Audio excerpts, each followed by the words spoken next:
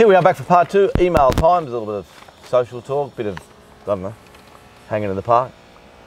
Email time now, but guys, before we start, I want to have my own little, not a rant. We mentioned it on the week leading up to the Everest, and I've noticed in racing now, we have it's a bugbear of mine that to do something out of the barrel or to do something that hasn't been scripted is shone upon. So, not shone, that's not the right word. Frowned upon's the right word. So for example, Red Zell leads up to the 15 Dolomites. I think we did discuss in that there it was, barrier one, and how does anyone take off, and da-da-da-da, gets the PR, and I don't know, I just found it all a bit boring, bit unhappy. So yeah, it wasn't exciting, but I was harking back to my 1967 Randwick autumn meeting when I got my first race book when I was 5, and I just thought I'd read through, and I just thought I found this page a bit of interest. So at 3:35 p.m. in 1967, on the 29th of March, they had the Queen Elizabeth Stakes, which, wonderful race. I was there. 5 years of age, the old Glensters, love and life. Of $6,000, which is a lot of money back then. First horse got 4,100 and second horse 1,200. Big difference in a 41 to 12. I just thought you guys would like this. We used to have rules in racing, which now are just like, if you mention them now, people go, oh, that's just ridiculous. But they were once rules. Third horse $600 and fourth horse got $100. It was standard weight for age, and the acceptance for the race was 28 quid. In brackets, unless this race is run in 3 minutes 15 seconds or under, the prize will be reduced to $4,000 and the second, third and fourth monies accordingly. But the committee, having regard to the state of the course, may in its discretion at any time up to 1 hour before the advertised time of starting alter or vary the above conditions as to the time within which the race is to be run. Well, what an outstanding rule that is. So that's fantastic. So how far is the race? It is. Oh, it's 1 3/4 miles, right? Yeah, 1 3/4 miles, 2,800 metres. So obviously do they have barriers in? Probably not. Yeah, they have barriers. So if you go along Jiggy Jog, we're just saying, look, boys, too slow. Isn't that outstanding? Did you know this rule was ever in? I've got a bloke sent in a 1953 Metropolitan race book, and I don't remember seeing that in there, but maybe it only applied to races that were longer than 1.5 miles. So what they were saying, or the committee was saying to the stewards, that we want legit racing. Yeah, if you're on this race too slow, we're reducing the prize money. By 33%. That's outstanding. It is funny. That's weight for age too, isn't it? Yeah. Yeah. So the old days, blokes used to look and no one wanted to go, and the committee said, well, that's not good enough. That's not horse racing. That's not competitive. Well, a lot of our weight for age races are run quite slowly now, aren't they? So I think next year, if the Everest doesn't break 110, it's a $3 million race. Oh, I'd love to see it. I mean, it's just be awesome. And it's not like it's from out of left field. It used to be something they did. So I found it interestingly, like 40 minutes before the Everest, Piarata ran 10.6, didn't it? Yeah. And then, how much rain did we get after Piarata? I don't know if we got that much. Not a lot. A sprinkle. Because then Red Zell runs 72. But it's just because everything just shits itself. Well, I just want racing. I'm sick of watching races in Hong Kong. They say it's the hottest joint in the world, Hong Kong. And every time you watch a race, everyone's going for home at the 800. Yeah. How can it be a hot race if everyone's going for home at the 800? It looks right. Yeah, it looks competitive. It looks game on. It looks game on. And in the past, in my little, do you like my hat, the Nick I've kept it in all these years? It's actually really nice. It's like brand new. Yeah. Oh, that's splendid. The 5-year-old. Like imagine the 5-year-old Glenster. 51 years old. Did you have a bet? The old Glenster was doing his best to get a quid. He was doing the mounting yard mile. Don't worry about that. I'll read it again. Unless this race is run in 3 minutes. On your dad's shoulders? 15 seconds or under, the prize will be reduced from 6,000 to 4,000. Does it have the race record in there? No. It has all the bookies. Has the course record? Has all the bookies. Yeah, it'd need 5 pages for all the bookies. And what about charges at the entrance gates? Each person 30 cents and each vehicle 30 cents. How outstanding. The good old days. I mean, I know TQ would love something like this looking back, but I never realised that rule's in place until I read through my well-kept little 51-year-old book All right. So after the Yellow glasses, fucking red shirt, blue. Something wrong with me. the slightly hollow Racing Rant offering of last week, this week it goes full throttle because Canterbury begin its night racing season on Friday. What did you mean by that comment, Mark? You went away for 5 days. That's right. So I. So you didn't but the whole joint just ran as normal. And we missed Mounting Yard Mail show. was a normal. That's right. We missed a Wednesday preview show for Kensington. We've got one unhappy customer in here, and we'll get to him later. And obviously, we'll read your email out because we need emails of fuckwits. Anyway, this week we've got Warwick Farm Wednesday, we've got Canterbury Friday night, and we have Randwick again on Saturday. And where's the rail going to be at Randwick on Saturday? Because there'll be two more. This is the second last meeting at Randwick and before the Villiers, I'd say, because they'll have Melbourne Cup Day and then. How far can they go out? They can go 12 metres. We're out to 8. They could go 12, but well, that would mean they'd come back into the tree for Melbourne Cup Day, which doesn't sound right. It's a midweek meeting. So I'm thinking they might go back in the True. I thought true. But then again, it was True. What's the story? It was True for Everest Day, and then a week later it's out 8. Because of wet? Anyway, this week I promise you will be relatively dry. There's a little bit of rain forecast, but I can't see much there. But Randwick is showing wear and tear, isn't it, Glenn? Absolutely. For that 8 metre rail to fall apart on the inside was evidence of the fact that the track is under duress. Tight. Well, you run this month of meetings With the rain. with the rain. You know, like I could have been a lot more confident before the meeting even started to stamp that down the outside. But then talking to a lot of people, they were going off the history at the 8 metres. Which is not down the outside. Yeah, But you're at home. How do you talk to a lot of people? on the phone. Gord's an amazing phone. I just ring. You Both never ring people. me. Because You ring him You ring 10 me. times You a day. ring me 10 times a day. Gordo, what do you think of the track pattern? I don't fucking care, mate. Here's the numbers. Get the Mounting Yard Mail out. Is that what I answer? I hate talking to people. No, I just look. If You ring like Sonny or if you have the ability Keel? to not let them, to not stamp their opinion 100%, but you use it to sort of like make your own opinion. Talk to as many smart people as you can. So I'm always talking to Roy Key, Pete Key, Owen, Dodd. They're the 4 main ones. Yeah. Oh, not Snowy. Snowy wouldn't answer my calls. I send him a text message every once in a while because you see his horse running around at Newcastle in the 900 metres or whatever. I did watch that. I thought it was a bit. That was a bit iffy, wasn't it? I did think it was a little bit. All right, do I have to cut this bit out? No, No, we're talking about no. the horse. Okay? All right. We're not talking about where it was born or what it was baptised or anything like that. No. I'm saying no. The boys backed it. Right. And Yeah, they all then- backed it. But I watched the ride. Yeah. I think what happened was, though, he couldn't win the race. So Yeah. therefore, It looked like a lovely ride for next start. so you're Glenn saying Schofield special. a trial. I'm not allowed to say that, am I? Well, trial. But I know No, that. it's a primer. Yeah, it's a primer. Yeah. Okay. This week we've got, as I said, Warwick Farm, Canterbury and Randwick. So it's a treble dose of Mounting Yard Mail this week, and it's a treble dose of my sets. So unfortunately, the only thing we can't do is do a preview for Friday night, which we have never done anyway. Oh, yeah. But we're hoping to get the Warwick Farm preview out. I'll need to do it at 3 o'clock tomorrow afternoon. So we should have an early preview out for Warwick Farm, Gord permitting. And of course, my set for Warwick Farm, Mounting Yard Mail for Warwick Farm, my set for Canterbury, Mounting Yard Mail for Canterbury, Saturday preview for Randwick, and my set and Mounting Yard Mail for Saturday. So there you go, treble dose of racing this Getting week. back to who we'll never talk about, and his bar from the park, Nathan Snow. Have you ever seen a bloke with more success with buying used horses, starting off a business idea? Have you ever seen anyone like every fucking horse he buys goes good? But you know the amazing thing is it's so hard to do. Yeah. And He's just he's gone- been massively successful. Like so gotta give him credit amazingly. there. Oh, I think the horses winning races everywhere. They buy them for $8.50. That Oh, is really good work. It's just been outstanding effort by him. Like, and talking about that horse at Newcastle, they're going to win races with that horse. They are. But Yeah. we're just talking about that race on that day. It looked a bit, Well, I mean, 900 metres. It you is, know, yeah. It's a tricky distance. it is a tricky distance.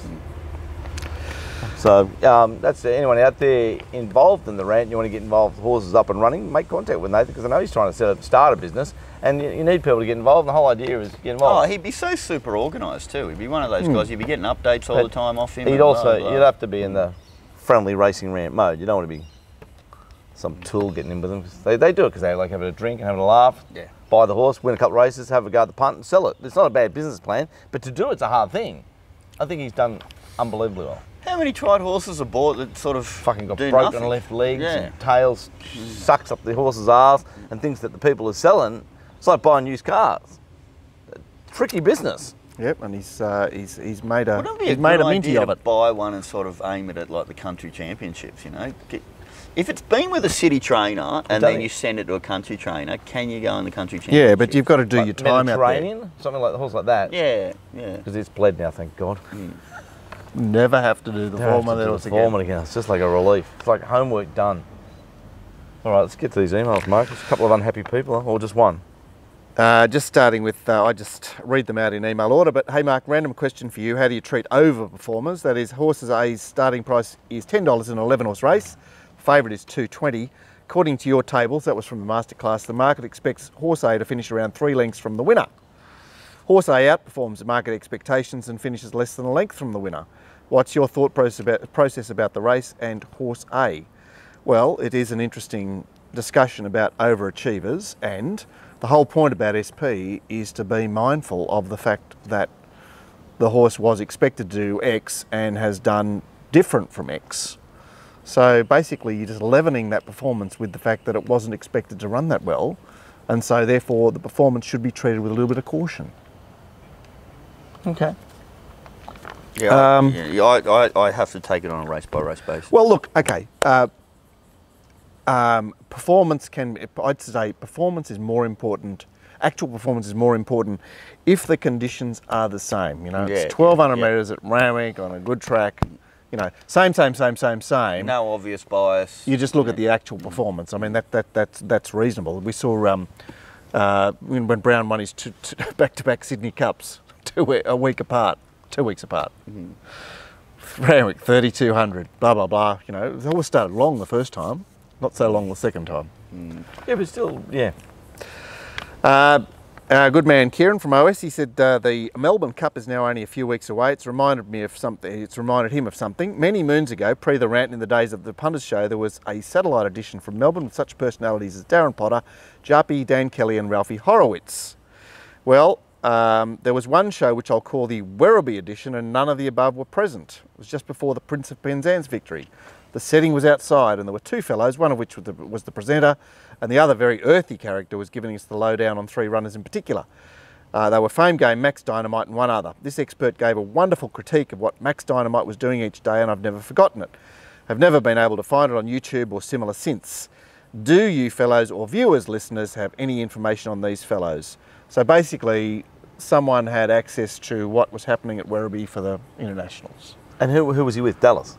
Well, no, Kieran would have remembered if it was Dallas, the presenter. Maybe. I'm saying, doesn't like mainstream media have a guy down there at Werribee all the time that gives I don't updates on know. everything? Well, are there any Werribee watchers who can help this year? So anybody who knows about this Werribee info. Do you remember the show? No, well, it was a Melbourne Punters Show. Oh. Right, so you would have been lucky to catch it. What happened to the Melbourne Punters Show? Did it kick on or die? It did until One to Follow fell over, and then everything fell over. Okay, there it was. I would still really like to know if Rekindling was there all the way up to Melbourne Cup Day. He won first up after 49 days. And now Yucatan, he writes this last week, who won the Herbert Power, has won a staying race first up after 63 days. Gobsmacking. And now the winner of the Corville Cup has won first up after, how many days was that? 60 days or something? Regards, Kieran. So anybody that's got any information about Werribee and where to look for the Werribee information on the international runners, like we're a community, that's the whole idea of this show. You know, we'd love to hear from you. I think that's a forgotten point, that we are like all just trying to do our best for all of us. Yeah, it's a forum where we try to share as much information as possible. And some weeks, one of us might be away and we don't give as much information out. Yeah, some weeks. For about 5 days. I think we've given plenty of I information. know what's going on when I go to England for 6 weeks and don't come back. I'll have to train somebody up. Danny Jackson writes, Priscilla and Luca are getting married next week. Oh, so it was Luca she was kissing? I thought it was. Dave Diamond also gave us the same information from the States. Glenn, our correspondent from the south, who keeps us on our toes, he was very unhappy about the quantity of information last week. He said, so we only get Mounting Yard mail this week? Should be complimentary then. Whereas others were slightly more complimentary. They were just happy if Gordo would send his good things straight to his inbox. I think Milesy said, after a filler day Saturday, what am I going to do with the dollars? Any chance of Gordo's Monties? Your Monties have become very, very popular. But people don't even bag and call them Minties like I do. They outperform Dr. Nick with the corporates. There you go. But Glenn he remained unhappy, and he sent a couple more emails in. He said, so you're giving us fuck all and still charge us full price? Well done, greedy pricks. Does Glenn pay the $22 a week? Yeah, he pays the 22. So he pays it all the time, he's always unhappy? Well, I suppose he feels like he's got a right to say he's unhappy, which he does. You pay the 22, you're entitled to have your say. I reckon he just maybe lost on the punt and had a few beers and... Well, he does like to keep us on our toes. He said, you mean you can't be bothered, weak as piss, you don't deserve loyal subscribers. Consumer Affairs calls it taking money under false pretences. Over $250 worth of product, eh? The way Glenster's going, doubt he's worth 100 a set. Well, I'd say you were worth about 1,000 on Wednesday. Oh no, that's all right. What about we double Glenn's price to $44 just to stir him up a bit? Or we could, like honestly, you're very likeable, Glenn.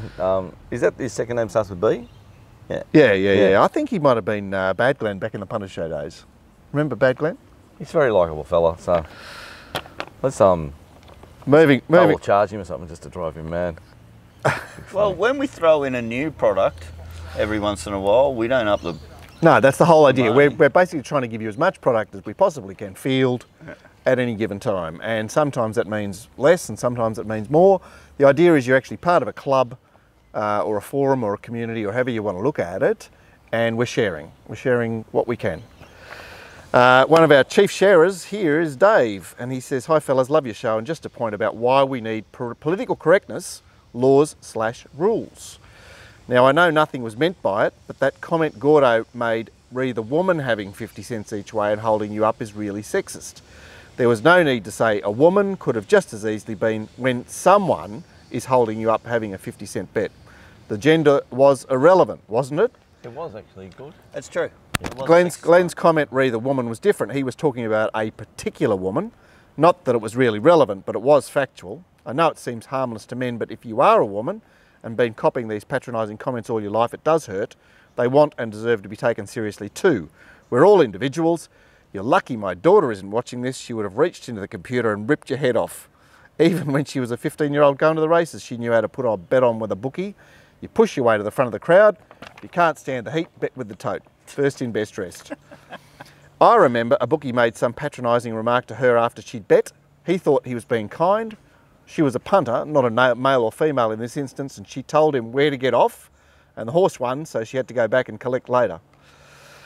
The last time I was at the races a few years ago, there was a bookie fielding on the front lawn. He was the only bookie there. I think it was Warren Woodcock, but not sure of that. He had a captive audience, but on the horse I wanted to back, he was more than competitive. I couldn't believe my eyes. Men and women were lined up waiting to get a bet on. I mean, lined up like nice little boys waiting their turn to buy an ice cream. Needless to say, I went straight to the front and took the odds I wanted. Half the fun and a lot of the adrenaline rush was competing and getting the best price, but they just took all the fun out of it. My point is, it ain't only women that act like Sheilas. And you wonder why punters don't go to the races anymore? It's too bloody lonely, no punters and abundance of drunks. That's what keeps me away. I want to retain my memories of the glory days when there were 200 to 300 bookies. It really was a bookie's ring, and more than one bookie's ring too. First they chased the bookies out of town, then wonder why punters went where the bookies are. And Pete gets a pat on the back for that. Pete has obviously never heard of the tale of the Pied Piper. I did digress a little from my original point, sorry about that. Contindam opus bonum instructus. Dave, bit of Latin to finish, or pig Latin? I think when it comes to women betting, we are particularly sexist. Look, I remember when I was out at the track and Dad was bookmaking, it tend to be on, say, a Melbourne Cup day, and it was actually more often than not a woman than a man that was. So you know when people would announce the bet and not have the money in their hands and stuff like that. So but I'm saying it'd be less significant these days because the blokes don't know about betting with bookmakers. No, either. no, everyone's the same. But now. in the old days, it was those we'd go once a year kind of punters, and it tended more often to be the women. yeah. Anyway, Well, a bit more. But it was a sexist comment. I agree with you. A bit more PC here because Team Queen's weighed in. She says a major flaw in Gordo's argument about lefties is that he is assuming that we are campaigning against that Opera House thing at the exclusion of all those great causes that he mentioned. No, we are campaigning against all of those things too. How did he come to that conclusion? By the way, I did write another email to you shortly after that email stating, and she did, that she realised she jumped the gun on thinking that the Opera House advertising thing had been cancelled. Indeed, the barrier draw had been conducted earlier and betting suspended. I thought that meant the advertising gig was up when it wasn't. I made that mistake. She goes on to say, later this week, I'm also off to Melbourne for a week, then returning via the Albury and Queanbeyan races. How weird am I that I'm going to be in Melbourne on Caulfield Cup Day, but am not interested in going, but can't wait to get to Albury and Queanbeyan. I'd be with it. What a great trip too. Like sensational. on your TV. Yeah. What did she ask me about? Like, can she ask me? Well, it was about the... How did I come to that conclusion? Just because, there was so much press. So it was more about magnitude of press and uproar.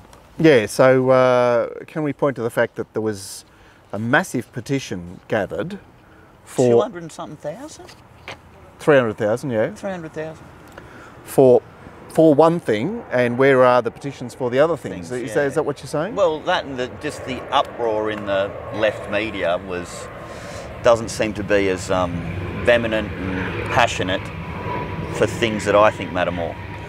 But I suppose you can only be vehement when you're given the opportunity, and so it was like there was an occasion where it was front and centre, and so you could get involved. Yeah, well, see, for me, the others are front and centre every day of the week.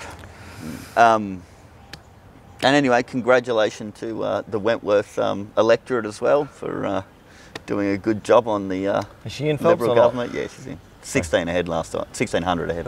Right, okay. Daryl writes... And can you believe it? My mother and father voted for Karen Phelps. There you go. So you just got... They're a bit sheepish about it. They were sheepish.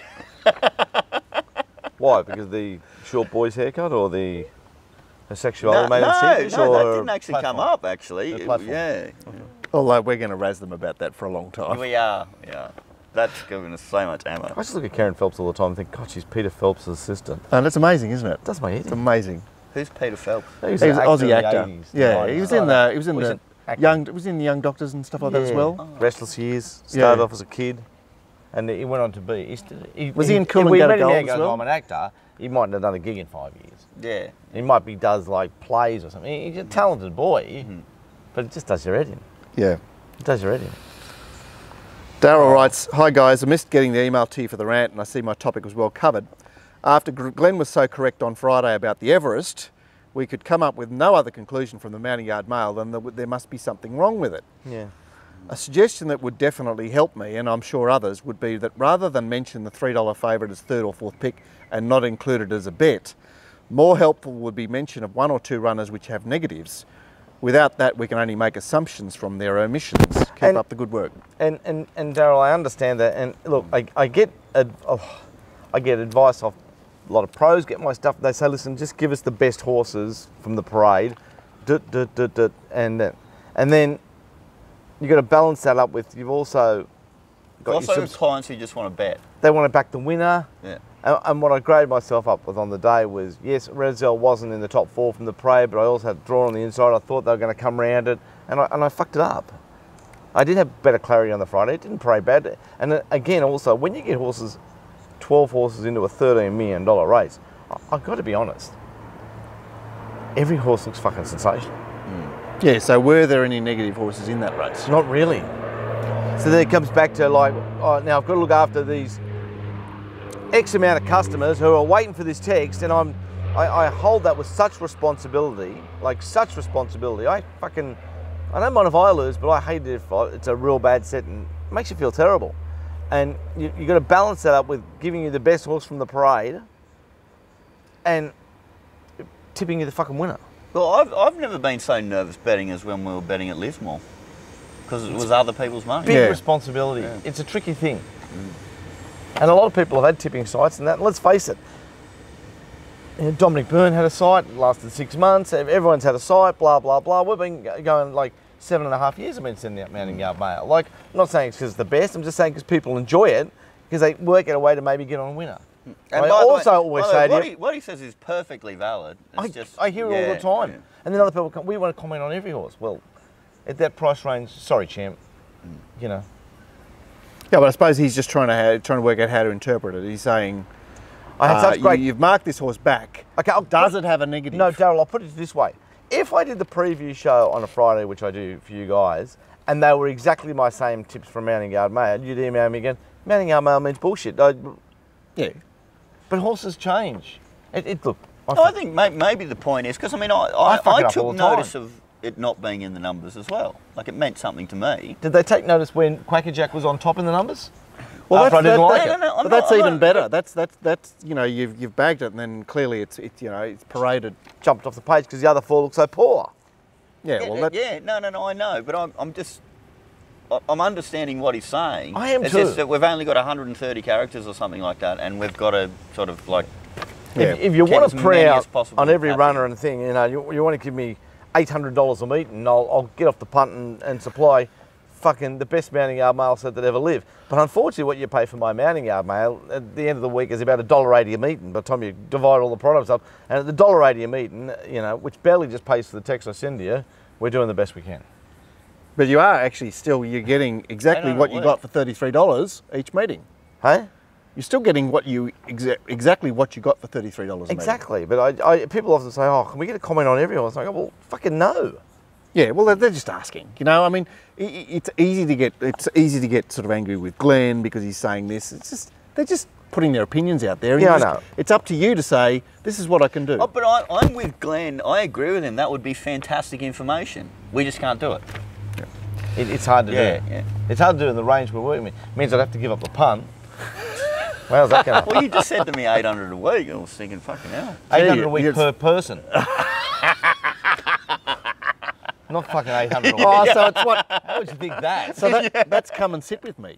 Yeah, fuck, if you want a Tom Waterhouse Platinum Edition, you can come and sit with me. How's he going? How are the sales going? I think they're going well. Wow, they're just a marketing machine. They've got a big name. They've got a fat name. It's a massive name. Marketing machine. Machine. All right. Yeah. I was about to say something, but I won't. Phil says, surely something has to be done about curtailing the Bernie Cooper show that has been used on championship days. Completely agree with you here. Again, Sky with no idea. 3 weeks ago, she delayed Winx's return to the Saddling enclosure by 10 minutes or more, and on Everest Day, Redzell's return was delayed by up to 8 minutes. Meanwhile, thousands of racegoers who wished to give each of these winners a rousing reception on their return drifted away bored and let down by the long wait.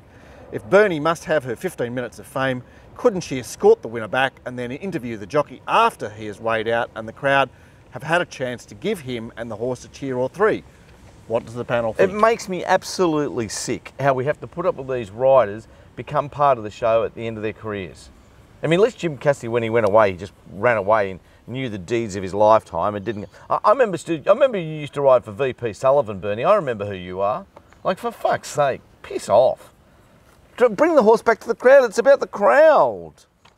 I think it's stupid, and the interviews are always rubbish. Yeah, they're just rubbish. Just absolutely rubbish. Why not do the interview back in the Mounting Yard Mail? Mounting Yard. I mean, Bernie's going to retire. We're going to have Cassidy doing it. I'm not having a go at Bernie having a job. I think she does a good job up in Brisbane and stuff like that. Just don't her having a ride in the bloody pony doing the interviews on the track after the race. Yeah. How do you feel, Karen? You just won a 13-minute. How are you feeling? Well, he can't even say how he's feeling. Yeah, he's fucking horny. Some of them are exhausted too. It's torture. I really don't like all this puff stuff. Yeah. Jimmy Cassidy, they went away. You know, like they go away. Great. Can you use somebody who's actually likeable, but who went away, rather than somebody who's... Simon Marshall's likeable, but they all don't like him because they think he'd be too antagonistic for New South Wales racing. But he's a likeable fella. Who else is a likeable ex-jockey? You know one? All I ever see is I see ex-jockeys walking the streets with their missus, nagging them, worrying about the cash they've got stashed somewhere. They look the loneliest figures I've ever seen. No one likes them. They're this high for starters. It's the best. It's the best. I just love it. I love it. It makes me feel good. Do you think in some way that's just desserts for the pain they've caused you? Is that all the bad rides and things they've done, like all that money, you know, Neville Voigt got out of the game, you know, like on the jockey tapes. Yeah, he cuts a lonely figure walking around Coogee by himself. Well, here's someone that likes you, Glenn. I don't even know Neville Voigt. God. Oh, he's sort of before Very before famous Gordo's time. Neville Voigt. But they just cut lonely figures, you know. It's fucking ex-jockeys. Have a use-by date and then just go away. Some people are sociable, some people aren't. Oh, I'll cut a lonely figure too. I'm unsociable. Anybody seen him at a function? You're actually like becoming a little bit more sociable at these functions these days. Am I really good? Or You are. Yeah, not You really. are. Anyway, well, The funniest one ever was the first one we did. That was the funniest one. The Christmas party. Yeah. Can I go now? Oh. the best of all time with rushing through an airport with Dallas. That was the best of all time when we ran into the hostess lady that wanted to help us, and I just stopped and just started walking backwards. And the hostess says, "What's wrong with him?" Oh, no wonder I've only been 2 Sheilas. Yeah. Well, someone else that likes you, Glenn. Hi, everyone. Didn't know how to contact Glenn, so can you pass on my congratulations for 8 of 8 winners yesterday? Oh, God bless you, Joe. Unfortunately, I didn't tip 8 of 8 winners, but that's very nice of you. Yeah, it was 6 of 8 last Wednesday at Kensington. You know. I had 6 of 8 on top, but you can't say I tipped 8 of 8 winners. The other 2 winners must have been in the numbers. Obviously, they prayed okay. But there were some fat winners in there, I must say. And her son David, who's a good man, was a very happy chappy because he would have been happy because he's a sick punter. He loves it. We need more of him in the game, don't we? Yeah. Vinny Power, $10. He's an ornament to punting, that bloke. Yep. Talking about David Emanuel, he's been a bookie, he's a bookie's clerk, he's an operator, he does this, he gets people involved, he wants to have a bed. I've only got 2,000. I mean, what are we putting it on, Glenn? Like he's in Airdero. He's the first into Airdero. Like he's just an ornament to wagering, and it's funny because Racing New South Wales wouldn't even know who he is. Well, he submitted a report to them. Oh, I suppose they do know who he is, yeah. They probably do. Wagering Fiend says, I've recently accepted I'm much better off using Betfair SP than taking corporate prices Saturday morning when I have to bet, which is when he has to bet.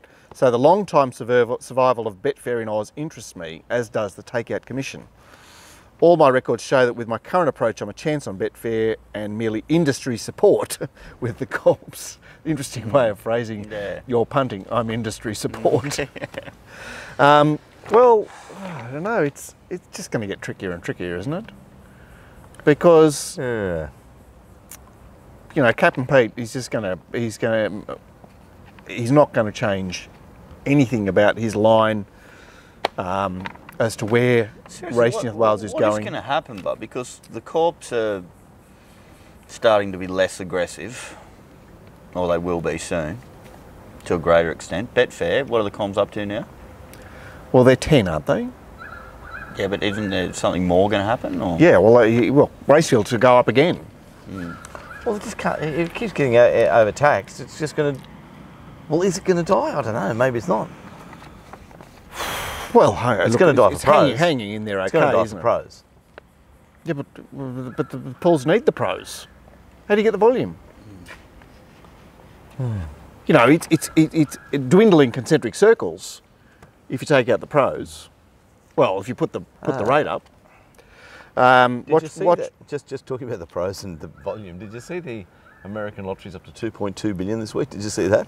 It's up to 2.2 billion, which is just outrageous. It hasn't been one for like 6 or 8 weeks or whatever it is. So it's just up to 2. And obviously, those big syndicates that would go in there to bet are gambling against other people winning it and too many people winning it. Anyway, all combinations are 303 million. And their payout's 2.2 billion. So you just got to think that Jelko's team will. You got to think they're going to go smash it. Going to say, well, can we have every number? So if they outlay 303 million, and all of a sudden 15 people win it, they can do 200 million. But yeah, like, but it's more than that because there's the secondary payouts as well. So a lot of the time, the consos. Yeah. but does Jelco team play? Oh, they would be. Yeah. Absolutely. What, they outlay 303 million. Yeah. They would. No worries. Oh, fuck me, dude. What a game this is. Are you sure that's the 300? The number of combinations is correct? They said that on TV. Okay. So I'm not sure. Yeah. They said that there's a 303 million to 1 chance Current of affair? winning it. Current yeah, affair? they did say it that way. Like exactly. Exactly. So maybe I am talking complete shit. Yeah. But I wonder if they do eye off. All right. Well, American hopefully our US correspondent because gives us a also, bit of a. if you do win, it's 2.2 billion, but then 900 million goes in tax straight away. You're going to weigh up the 30. That's it. Tax in the US. Tax in there. Yeah. But you still got to play. Yeah. Or do you just play $30 million and give yourself a 10's chance at winning it? No, because So you cover all doors. Oh, if you're going to spend that much, you can have to spend the whole cover all lot. doors, or you cover positive value combinations. So obviously you're not going to take 1, 2, 3, 4, 5, 6 because then there's going to be 50 winners. Yeah. You see what I mean? And so you also- only cover the ones that less people are going to have. I like taking quaddies. So therefore they might only bet 30 million. Well, I'd say they'd take a majority of combinations. Yeah. What a joint, honestly. One of our WA correspondents, I think he was the Fucking first. robbed me. Like, how did they rob me? They fucking bet 300 million and win 2.2 billion. The old Glenster gets approached by them and they rob me. Like, So you got a story to tell on your that's the best of on all your time. peasant show. Oh yeah, no, we're going to buy your stuff. Oh, 13 years later, yeah, we're not paying for it now. Thanks, mate. And the thing is, like, it affects the market. Manning our mail fix the market hugely. Sorry, guys, just Yeah, I know, it's life. amazing. It's ironic, isn't it? It's just the best. You know, you are Alanis Morissette. How bad do I run? No, but I mean, that's not irony. Alanis. It's so funny. Every time I take a quaddie and finally get one to maybe catch up onto what I should, how much I've lost, I get the ticker. Oh God, it's going to say Melbourne quaddie. I know. I just no, the operator. I forgot to check the ticket, and it hasn't happened. But yeah. Our WA correspondent Bob Smacker says, "Hi guys, I rarely watch racing.com, but on this occasion, I watched after the last where Wayne Hawkes spoke about the sad passing of Ricky Frew, who was a Hawks foreman for 15 years. He was helping put some youngsters through the gates, not Chautauqua obviously, when he collapsed and passed away the next day in hospital. The very next sentence from the presenter was that the family had to put up a GoFundMe page on the net to pay for the guy's funeral, and he showed a screenshot of the page. If this is true, and I'm not a great believer in everything said on TV, racing.com, I say shame on Hawks Racing, who obviously think a sling is something you hang off a crane. I hope I'm wrong, but I doubt it. Comment 2, please keep Mark off the piss. He is hopeless. He held his notes in front of his face for most of the rant, and his comments were as handy as his tips of late. I think Gordo should have sent through his tips on Wednesday. Well done, Glenster. Vinnie Power. Regards, Macca, Perth correspondent. There's fucking no way that a GoFundMe page is going up. They haven't paid for it. If a GoFundMe page is going for some bloke who's worked with them for 15 years and they haven't paid for his funeral, they're lower than dog shit. It can't be true. They would have paid. Well, You've got to look after people. You can't do. If I had $10,000 and someone done me and they died broke and it cost $10,000 to bury them, and I would pay. They've got millions. They've got, of course. People don't, mate. A lot of people don't. Well, then they're the lowest things that ever lived. Yeah, I know, and they're the ones that generally are, got hundreds of millions. That's the lowest story I've ever heard. It's just there's no way that could possibly have happened that the Hawks would let that do. You If wouldn't I even find think out, about it, mate. You wouldn't even think about it. You just pay. just fucking pay. G'day, Mark. No way that could have happened. What would the GoFundMe page get to? $11? There must be so many GoFundMe pages going around these days. Just pop it up, see how you go. Not a bad idea. We should just, I reckon we could We'd do go something good. there. I reckon we go right. just be really honest. Only for gambling purposes. We promised to irresponsibly gamble. Yeah. Videotape my first ever rub and tug show that night. Like honestly, To go. Well, I don't know. How popular would that be? Is it just the imagine me walking into a brothel. Get away from You'd be over there cowering in the corner. At a Sheila's going down on me, I wouldn't get 1 inch high. I'd be running. G'day Mark, just finished watching the preview for Saturday the 20th, last Saturday, and a note that while you were away, the boys have given your mate from Sportsbet a chance for a free hit to promote the products that they offer. As a long-time supporter of you and your business, would you be able to get an explanation off old mate as to why they have decided to exclude me from certain products they provide, please? Copy of the email I received is attached, and while you're at it, also ask him why they are refusing to take any wages at all from me for overseas race meetings as well, if you could please. So the email says, we're writing to let you know that we've made an update to your account following improper use of Sportsbet's promotions. Sportsbet's products and promotions are intended for members who place bets for recreation and entertainment purposes only, and our records show that your use of promotions do not meet these requirements, which can include operating multiple accounts. Therefore, your account will no longer be eligible for Sportsbet promotions going forward. Everything else remains the same. Your account will remain active for you to continue to enjoy. For more information on the conditions for using your Sportsbet account, see Sportsbet's general rules. For further assistance, please contact our customer service team using the details below. They're just saying you can't have the free stuff because they're worried, but you still can bet there. No, yeah, but the line that is disgusting, Sportsbet's products and promotions are intended for members who place bets for recreation and entertainment purposes only. Yeah, that's sick, and unfortunately they all do that, and we will get a comment from... Oh look, it's what they all do, it's their business model these days, we've got to cop it on the chin, you know. Things read funny too, like I was watching, did you watch JT crying last night on TV about the rape allegations going back to whenever and blah, blah, blah. And apparently the line has been that consensual, but now all these years later it's upsetting him. I suppose he's got daughters and blah blah blah. But then he said the line of we didn't want to talk about it. We're innocent. Blah blah blah. It was consensual, and I feel sorry for us, but I also feel sorry for the victim. I went, oh, that's a slip of the tongue. Oh, yeah. The victim? Yeah. Nothing like a consensual victim, JT. That's fucking, things read really weird. Oh, it's fucking too funny. Yeah. Oh, the 15th bloke banged her. Yeah, give it to me again, but you're a poor victim. It's just, what do you do with the world? It's fucking MAD, the world. It is, isn't it? Well, it's sick. But the trouble is here that we can't get the ACCC involved because this is discriminatory practice. I mean, how can you say, this customer's okay and this customer's not? But they say that all the time. I know they say it all the time, but surely it is illegal to discriminate between customers. We were talking about this 5 years ago. 5 years on, everything's the same.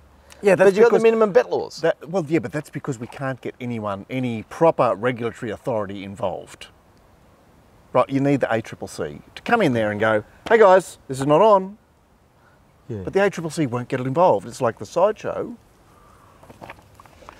Anyway, anyway, if anyone who wants to express an opinion about that line, which I agree with you, Gord, it is disgusting that they discriminate between customers. But I don't even get that upset about it now. Now it's just like, well, it's happened everywhere, so I just cop it on the chin, Well, you just want to bet, and you're sort of like, you're just busy trying to find ways to bet. Whereas other people are going, I'm really pissed off about this. I'm jumping up and down, and I want some. See, what I think. What about your average Joe Blow who wants to have a punt down the pub, and all he does is take advantage of the positive value promos? Does he get turned off as well? If he's, I suppose, if he's seen to just be taking advantage of the promos and not betting recreationally enough. Well, I mean, it's the best marketing thing I've ever seen. They give all the promos in the first 4 races, so all my mates will put in enough to have the maximum on all the promos. Okay, yeah, and they always win off the promos, and then they lose it in the last 6 races on the meeting. I know. So it's supposed to be the corps are still making their money. They giveth, they taketh. It's weird. Michael Wales. Michael writes, hi guys, love the show. I thought he says he lives the show, but anyway, I'm sure he means love the show. You guys have helped me out with my punting a lot. Just having an argument with a corporate bookmaker regarding payouts on dead heats. Oh, this is amazing how many people don't get this. And Michael, you don't get it. So I'll explain it to you. It's not your fault. The way I see it, say I take odds of $2, so then I have 100 at the $2 for a return of 200. So in a dead heat, you halve the return. So I'm saying they should halve the return of 100 to 50, and then I get my 100 back, just as I would as if there was a scratching, etc., which you don't. So in total, I should get back 150. Apparently I'm wrong, and I should get back $100, which is my stake. So in a worst case scenario, say something like paying $1.50, I would be in the unfortunate situation of winning, yet returning less than my dividend. Surely this is incorrect, or less than my stake, you mean? Well, can I explain this? Because this is I just love it. You know, what it is you get half of the face value of the ticket. So if you have an even 100 and you get $200 and you're going to get half, and you understand that you get the $100 back. What you're saying is you don't understand why you're going to get 150. So the best way to work it out is take everything back to 100%. And 100% is this. There's no com in favour of the bookie and there's no com in favour of the punter. You understand that? So let's have a 2-horse race. It's a 2-horse race. And both of them are exactly evens. For whatever reason, they're both exactly evens. And you've had $100 on your horse, and your mate Gordo, he's had $100 on the other horse. Now, if there was a dead heat, how would you both get back 150? Does that make sense? It's got to be half the face value of the ticket, including stake, because otherwise it's mathematically incorrect and unfair for the bookie. So at evens, you get your money back. At shorter than that, you get less than your money back. Sure. The dead heat on Saturday, there was in Melbourne over 10,000 matched on the outside horse at $1.01. Those people had $10,000 on to win $100. When the dead heat went up, they got back $5,050 and lost $4,950 for doing it because it was a dead heat. It's always half. It's got to be half. So just imagine. So the pub, you got your mate here. You both 2-horse race. Think of a 2-horse race. Both at $2, 100% market. You both have 100 on at dead heats. How can you both get back 150? That doesn't make mathematical sense to you. That's the real simple way to break it down to. A lot of people don't get it. A lot of people are terribly unhappy with it. But it's mathematically correct. But in the case of a dead heat or a late scratching, only part of your stake has won. Yeah. So, in your case of the dead heat between the two in the 2-horse race, both evens, only half of your stake won the race. Yeah. Yeah. Yeah. So if you had $100 at $2, only $50 of it won, you get back $100. See, it's a massive problem for those who are used to betting in totalising pools. Yeah, because now they're betting fixed odds and they're going, hang on, don't I always get my stake back? Yeah. You don't get your stake back. You get whatever portion of your stake back was on the winner. With pari-mutuels, you didn't used to get half. Yeah. You could pay $7. The dividend could be $7.39. So if it won, you would have got $7.30. Now it's a dead heat, you get $3.60. It's a beauty, isn't it? That's the fattest round down. So the round down goes from $7.39 to $7.30. The tape goes, oh, dead heat, you beauty. Another 5 cents our way, it all goes. That's how it works. The round downs again. So you get double round down value off your pari-mutuel totes, which are dying by the day. Jeremy writes, this is Jeremy we had on the Punter Show once upon a time. He says, hi Mark, met Zach Purton yesterday as he was writing Music Magnate for us. Tell Glenn he says hi. Yeah, me and Zach are pretty good mates. I never seen him, but he was actually refreshingly honest in his review of the run. Oh, did he? Yeah, he's a good guy, Zach. He's actually been a nice boy his whole life. John writes, thanks Mark for so promptly rectifying the problem I experienced last Wednesday receiving SMS messages to my registered mobile number. All was good again yesterday, meaning Saturday, which I especially appreciated thanks to a fabulous $2,600 fill-up for a frugal old punter obtained from Boxing Glenn's 4 mounting yard male suggestions in a successful first 4 in Saturday's highway handicap. Oh, good on you. When I saw the placings in that race, I thought, I bet you we're going to get an email about this, because they were decent odds too, weren't they? I'm surprised that it only paid 2.6. Maybe the mounting yard mail brings the dividend down. But yeah, I suppose early first 4 pools maybe, smaller. Well, the Lion, Can't Find Snippy, Burning Crown, Handle the Truth. Paid more with those 2 winners. So anyway, who was the second one? The Lion. Can't Find Snippy, the leader. Yeah. It was, what was it, 30 to 1 or something like that? Yeah. We should have won. Josh Parr, I suppose. He goes on to say, sorry to have interrupted you with my minor issue during your short family holiday in the Maldives. Well, it was actually the Seychelles. As mentioned by the boys in their Friday preview, in your absence with Owen from Sportsbet, whose form and pricing analysis I always find interesting. I find Owen an interesting person as well. I wish I had his Attention to detail. yeah, and also, what's that word when you're not up yourself? Like Humble. Humble. I need, every day I wake up, I try to be more humble, and every day I become a bigger dick. Yeah, but you've also got to be you. So I know it's a tricky balance. Yeah, me being humble is a hard gig. But I'm jealous of humble people. Yeah, you're envious of humble people. Very much so. Yeah, very much so. Aside from the good result I managed to jag from Saturday's Mounting Yard Mail, I already consider Racing Rant's Gold membership remains extremely generous, given the level of helpful guidance and value for money services your team continues to provide for minimal cost. We've tried to keep the price nice and cheap to keep everybody in our community on board, even though we do struggle with Glenn. Jim. Boys, suspect this is one for the Glenster. An area I'm having a bit of trouble is when I back a couple of winners early, mentally I want to lock down profits and ensure I have a winning day. In doing this, often I don't have as much on horses I should later in the day, or even pass up on opportunities I should be playing. Any advice? Yeah, I think when you bank small or you're struggling, I think locking up a win early is a good way to play to build your bank. But then if your bank sort of grows to a level where you're in a comfortable position with your betting and you're winning early, I think you should let down a bit and keep, you're running good, you should run good. So it depends where you are with your punting bank. Gord, do you ever have any I'm desire a big to lock believer down? when you're seeing things well, you've got to take advantage of it. I agree with that. But there's a way you can do it which is nice and cheap, and that is you can put doubles on. So if the early ones get up, you've already got the ones later on going for a fair amount of money with limited investment. Yeah. I had a very close friend, good person, years ago, come to the track. I used to be a regular at races, and he was bank low, and he did his books, and the previous 10 meetings he was winning on the day and he lost. Winning on the day and lost, which we all do, blah, blah, blah. And he just decided that if he was winning on the day, no matter whether it was race one, he was low banked, he was going to try and get some money. So if he was winning $800 after race one, or for, you know, whatever the reason was, he might have been losing, got a quaddie, or get a trifecta later, whatever it was. The minute he hit the front, he might have done the form for the whole meeting. He just said, I'm not betting for the rest of the day. So some days he'd even be happy if he lost the race one, because he knew he'd bet on something race two and he'd win 4,200, but lock. 40 meetings later, he had 150,000 and had 40 wins in a row. It's still closely related to that other system that people are interested in. How much does he do if he blacks out on the meeting? As the meetings progressed, his bank got bigger, so he was betting bigger. So he might win 800 on the first race and stopped, and then 10 meetings later he went 5,000 on the first race. But every time he stopped when he was in front, he made himself stop. He was trying to build a bank. He has a stop loss of the day. So that's his stop loss position, is after the 8 or 9 races.